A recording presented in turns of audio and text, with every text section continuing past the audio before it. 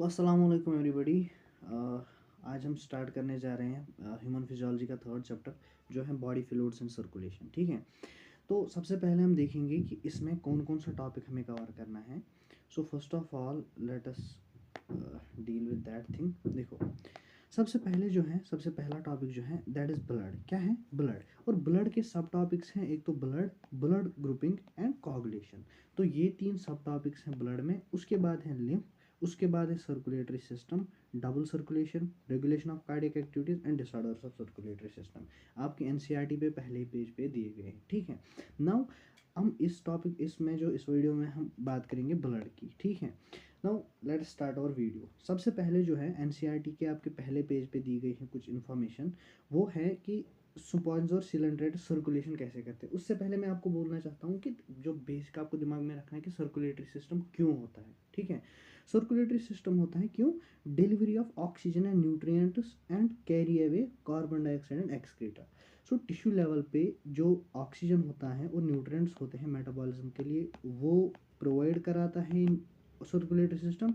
और carbon dioxide produced and excreta जो है, जो वहाँ पे प्रोड्यूस होता है, वो कैरी अवे करता है। ठीक है, ये है काम किसका? सर्कुलेटरी सिस्टम का। नाउ एग्जांपल दी हुई है एनसीईआरटी ने, सो ये कभी भी पूछ सकते हैं। जो स्पॉन्जर और सिलेंडरेट्स होते हैं, आपने एनिमल किंगडम में पढ़ा होगा, ये कैसे सर्कुलेटरी सिस्टम को अचीव करते हैं, कैसे ऑक्सीजन और न्यूट्रिएंट को डिलीवरी और कार्बन डाइऑक्साइड एंड एक्सक्रीटा को कैरी अवे करते हैं by circulating water from their surroundings through their body cavities. जो इनकी बॉडी कैविटीज होती हैं उनके थ्रू जो है वाटर को सर्कुलेट करके। ठीक है, तो ये आप याद रखिएगा। और जितने भी मोर कम्प्लेक्स ऑर्गेनिजम्स हैं, ये तो सिंपल ऑर्गेनिजम्स हैं। सो अब जितने कम्प्लेक्स ऑर्गेनिजम्स होते हैं उतना ज़्यादा स्पेशलाइज्ड उनका सर्कुलेटरी सिस्टम होगा। जो मोर कम्प्लेक्स ऑर्गेनिजम्स होते हैं उनमें बॉडी फ्लूइड्स जो है सर्कुलेशन का काम करती हैं। और बॉडी फ्लूइड्स में सबसे कॉमन कौन है? ब्लड और लिम्फ। ठीक है, अब हम ब्लड को जो है ब्लड को पढ़ते हैं। So let's move to the next slide.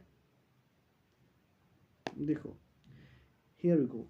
सबसे पहले ब्लड जो है, ब्लड होता है क्या है, इसकी डेफिनेशन क्या है? एनसीईआरटी ने बोला है स्पेशल कनेक्टिव टिश्यू। सो क्या है? कनेक्टिव टिश्यू है, स्पेशलाइज्ड, जिसमें होता है फ्लूइड मैट्रिक्स, प्लाज्मा और फॉर्म्ड एलिमेंट। सो अगर आपको बोलेंगे ब्लड किस चीज़ का बना होता है, प्लाज्मा का बना होता है और फॉर्म्ड एलिमेंट्स का बना होता है।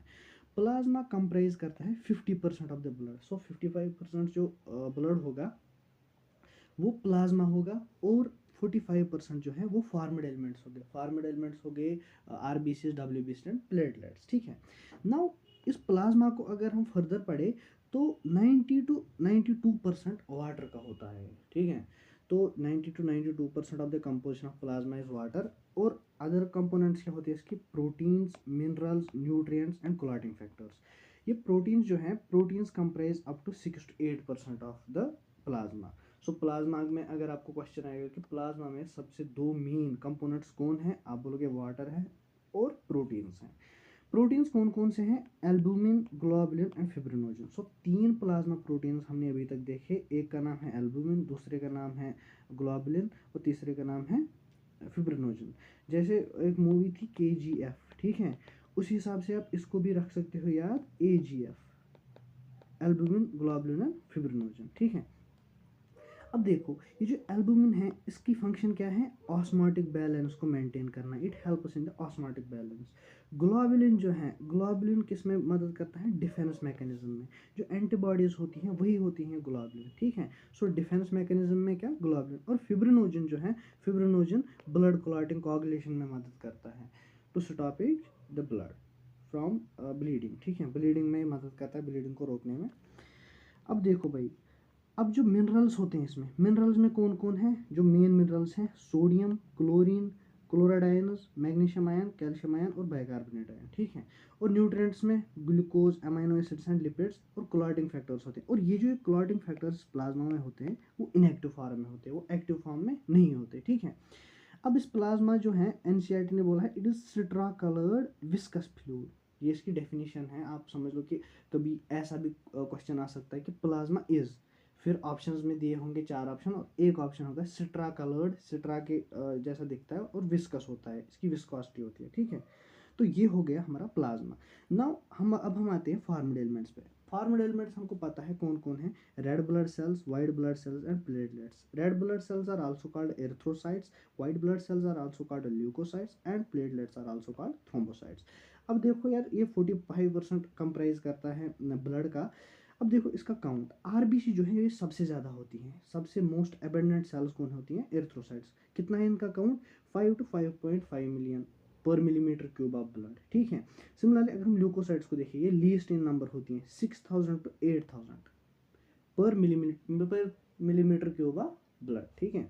और प्लेटलेट्स कितनी होती हैं, 1.5 to 3.5 लाख पर millimetre cube of blood.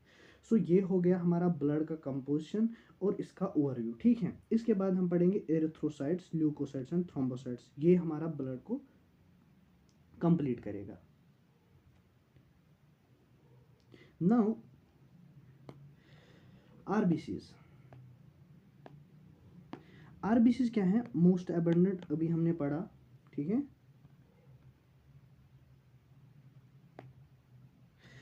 They are the most abundant, क्योंकि इनका जो नंबर होता है वो सबसे ज़्यादा होता है। कितना होता है, अभी हमने पढ़ा 5 to 5.5 मिलियन पर मिलीमीटर क्यूब ऑफ ब्लड, ठीक है। अब ये बनते कहाँ हैं, देखो ये बनते हैं रेड बोन मैरो में, बोन मैरो में बनते हैं, रेड बोन मैरो में बनते हैं, और एडल्ट्स में। देखो आपको एनसीईआरटी ने ये लिख के रखा है वहाँ पे कि red bone marrow in adults. So आपको सिर्फ इतनी इन्फॉर्मेशन है कि एडल्ट्स में रेड बोन मैरो में आरबीसीज की प्रोडक्शन होती है। मे बी इन्फेंट्स में किसी और जगह होती होगी, लेकिन आपको ये भी याद रखना है कि हाँ रेड बोन मैरो तो ठीक है, लेकिन ये एडल्ट्स की बात है, ठीक है। अब देखो इनका नेचर क्या होता है, डिवाइड ऑफ न्यूक्लियस, इनके पास न्यूक्लियस नहीं होता और ये बाइकनकेव इन शेप होती हैं।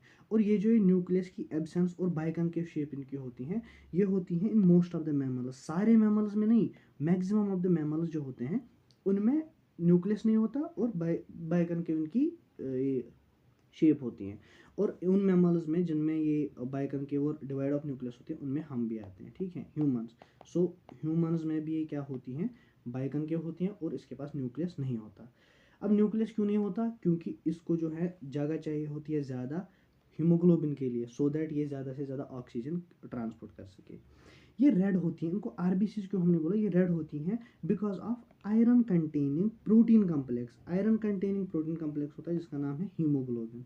और इस हीमोग्लोबिन की कंसंट्रेशन कितनी होती है, ये बहुत बार ये क्वेश्चन आया है, 12 to 16 ग्राम पर डेसीलीटर। पर डेसीलीटर हो गया 100 ml। So 12 to 16 gram per day पर 100 ml ऑफ ब्लड में होता है हीमोग्लोबिन की कंसंट्रेशन, ठीक है। ये हीमोग्लोबिन होता है रेस्पॉन्सिबल किसके लिए, फॉर ऑक्सीजन ट्रांसपोर्ट। अब हम इसकी लाइफ स्पेन की अगर बात करें तो 120 डेज इसकी लाइफ स्पेन है। मतलब आरबीसी जब रेड बोन मैरो से निकलता है बन के, उसके बाद ये 120 डेज सर्कुलेशन में गुजारता है और उसके बाद इनको डिस्ट्रॉय किया जाता है, कहाँ पे, सुप्लीन में। इसीलिए सुप्लीन को बोला गया है ग्रेवयार्ड ऑफ आरबीसीज। आया समझ, graveyard of RBC सुप्लीन। Now let's move to the डब्ल्यूबीसीज। डब्ल्यूबीसीज को वाइट ब्लड सेल्स बोलते हैं, क्यों, क्योंकि इनके पास पिगमेंट नहीं होता, ये हीमोग्लोबिन नहीं होता। और ये जो है ये शॉर्ट लिव्ड होती हैं, जैसे हमने यहाँ पे पढ़ा इनका लाइफ स्पेन 120 डेज होता है। जो डब्ल्यूबीसीज होती हैं उनका जो लाइफ स्पेन है वो शॉर्ट होता है और इन कंपेरिजन टू आरबीसीज, और बहुत शॉर्ट होता है, ठीक है। अब डब्ल्यूबीसीज की बात की जाए तो दो टाइप्स के डब्ल्यूबीसीज होते हैं, एक वो जिनके साइटोप्लाज्म में ग्रेन्यूल्स होते हैं और एक वो जिनके साइटोप्लाज्म में ग्रेन्यूल्स नहीं होते। जिनके साइटोप्लाज्म में ग्रेन्यूल्स होते हैं उनको ग्रेनुलोसाइट्स बोलते हैं, और जिनके साइटोप्लाज्म में ग्रेन्यूल्स नहीं होते उनको हम बोलते हैं ए ग्रेनुलोसाइट्स। नाउ ग्रेनुलोसाइट्स 3 तरीके के होते हैं हमारे ब्लड में, एक होते हैं इसोनोफिल्स, दूसरे होते हैं बेसोफिल्स, तीसरे होते हैं न्यूट्रोफिल्स। और ए ग्रेनुलोसाइट्स होते हैं मोनोसाइट्स एंड लिम्फोसाइट्स, ठीक है। अब देखो इनकी अबेंडेंस जो है वो बहुत इंपॉर्टेंट है, एनसीईआरटी में परसेंटेज वाइज दी गई है, और बहुत बार जो है क्वेश्चन आया है गिव द ऑर्डर, वहाँ पे ऑर्डर पूछा गया है, ठीक है, कि ऑर्डर ऑफ डब्ल्यूबीसीज क्या है, अबेंडेंस कौन है और उसके बाद कौन अबेंडेंट है, उसके बाद कौन अबेंडेंट। इसके लिए मैंने आपको एक निमोनिक बोली NLMEB। डिक्रीजिंग ऑर्डर में आपको लिखना है NLMEB, मतलब न्यूट्रोफिल्स ज़्यादा लिम्फोसाइट्स से, लिम्फोसाइट्स ज़्यादा मोनोसाइट्स से, मोनोसाइट्स ज़्यादा ईसोनोफिल से, और सबसे कम होगी कौन, बेसोफिल्स।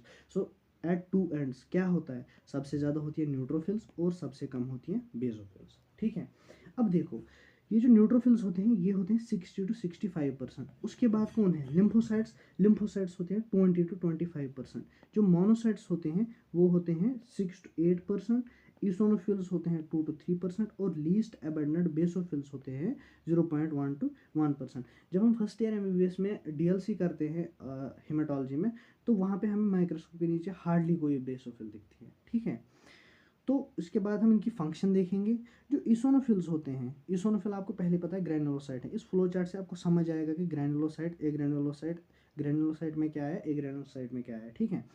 ये ईसोनोफिल की फंक्शन क्या होती है, सबसे पहले एलर्जिक रिएक्शन में काम करती हैं। It is associated with allergic reactions and it also resists infections, parasitic infections, ठीक है।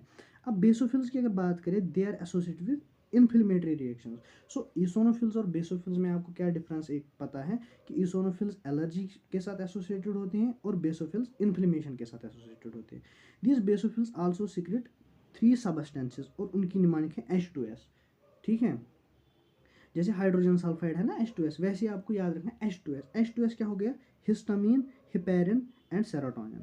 सो ये 3 सबस्टेंसेस ये सिक्रेट करते हैं, ठीक है। इनकी फंक्शन क्या है, हिस्टामिन की क्या है, इन्फ्लेमेशन में काम आता है। सेरोटोनिन न्यूरोट्रांसमीटर है। हिपेरिन जो है ब्लड एंटीकोगुलेंट है ब्लड में। तो वो आपको जब आपका टाइम आएगा आप वहाँ पे आप पढ़ोगे, लेकिन यहाँ इस चैप्टर में एनसीईआरटी ने सिर्फ इनका नाम मेंशन किया, ठीक है। अब न्यूट्रोफिल्स जो है, न्यूट्रोफिल्स फैगोसाइटिक होती हैं, फैगोसाइटोसिस करती हैं फॉरेन बॉडी की, जो फॉरेन बॉडी जो हमारे अंदर आती हैं उसको ये फैगोसाइटोसिस करती हैं, उसको डिस्ट्रॉय करती हैं। मोनोसाइट्स का भी सेम नेचर है। सो न्यूट्रोफिल्स और मोनोसाइट्स जो हैं ये होती हैं फैगोसाइटिक, ठीक है, फैगोसाइटिक। अब लिम्फोसाइट्स, जो लिम्फोसाइट्स हैं, लिम्फोसाइट्स 2 टाइप के होते हैं हमें, टी लिम्फोसाइट्स और बी लिम्फोसाइट्स। इनको टी लिम्फोसाइट्स और बी लिम्फोसाइट्स क्यों नाम देते हैं, देखो बोन मैरो में तो ये बन गई। जो टी लिम्फोसाइट्स है ये मैच्योर होते हैं थाइमस में, और बी लिम्फोसाइट्स होते हैं मैच्योर बोन मैरो में ही। और इन दोनों का काम जो होता है वो होता है इम्यून रेस्पॉन्स, ठीक है, इम्यूनिटी में मदद करते हैं, जनरल इम्यूनिटी में। वो आप 12th में पढ़ोगे ह्यूमन हेल्थ एंड डिजीज में। जो टी लिम्फोसाइट्स होते हैं ये सेल मीडिएटेड इम्यूनिटी में काम करते हैं, T helper cells, T killer cells, memory cells, ठीक है। और बी लिम्फोसाइट्स भी आप पढ़ोगे एंटीबॉडीज बनाती हैं, ठीक है। सो let's move the next slide. अब बच गया हमारे पास प्लेटलेट्स। प्लेटलेट्स क्या होते हैं, प्लेटलेट्स होते हैं megakaryocytic fragments. Megakaryocytes bone marrow में एक स्पेशलाइज्ड सेल होती हैं, इसी से फ्रैगमेंट्स निकलते हैं और वो बनाते हैं platelets. So platelets are actually fragments of megakaryocyte. अब इसका काम क्या होता है, it releases substances involved in clotting और कोगुलेशन। सो प्लेटलेट्स का फंक्शन क्या होता है, कोगुलेशन में मदद करना है। ये सबस्टेंसेस रिलीज करता है, कुछ सबस्टेंसेस जो कि क्लॉटिंग में मदद करता है। वो उन सबस्टेंसेस में कौन कौन सा है, there is thromboxane A2, there is ADH। वो आपको नहीं पढ़ना, लेकिन ये आपको समझ में होना चाहिए, आपके जहन में होना चाहिए कि प्लेटलेट सबस्टेंसेस रिलीज करता है जो कि ब्लड क्लॉटिंग में मदद करता है। अब अगर इनका नंबर डिक्रीज हो गया तो क्लॉटिंग डिसऑर्डर होगा, कोगुलेशन नहीं होगी तो एक्सेस ब्लड जो है वो बॉडी से लूज होगा when we suffer some injury. So thanks, do subscribe the channel and share this video to your friends. अल्लाह हाफिज़।